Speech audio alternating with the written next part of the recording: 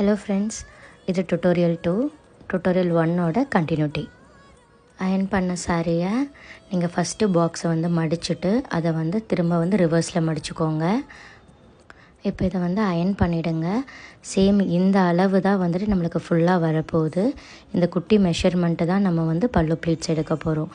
ஈக்குவலாக இருக்கும்.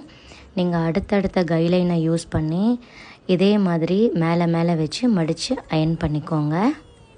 இந்த மாதிரி அயன் பண்ணுறதுனால உங்களுக்கு ப்ளீட்ஸும் அதிகமாக இருக்கும், ஈக்குவலாகவும் இருக்கும். இந்த மாதிரி நீங்கள் அயன் பண்ணும்போது எல்லா ப்ளீட்ஸுமே ஈக்குவலாக இருக்கும். நீங்கள் பாருங்கள், இப்போ ஈவனாக இருக்கும் ப்ளீட்ஸு. ஃபஸ்ட்டு ப்ளீட்ஸ் மட்டும்தான் பெருசாக இருக்கும். ஏன்னா அது நம்மளுக்கு சைடு அடிக்கக்கூடாதுங்கிறதுக்கு வேண்டி நம்ம ஃபஸ்ட் ப்ளீட்ஸ் மட்டும் பெருசாக வைப்போம்.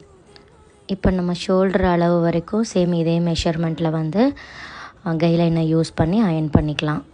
மேக்ஸிமம் நீங்கள் சாரீ அயன் பண்ணுறப்ப ஸ்டீம் அயன் பாக்ஸ் யூஸ் பண்ணுங்கள். ஸ்டீம் அயன் யூஸ் பண்ணுறதுனால உங்களோட பட்டு சாரியோட ஃபேப்ரிக் வேஸ்ட் ஆகாது, ரொம்பவே அழகாக இருக்கும்.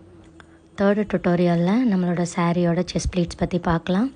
இந்த வீடியோ பிடிச்சிருக்குன்னா லைக் பண்ணுங்கள், ஷேர் பண்ணுங்கள், கமெண்ட் பண்ணுங்கள். தேங்க்யூ ஃபார் வாட்சிங்.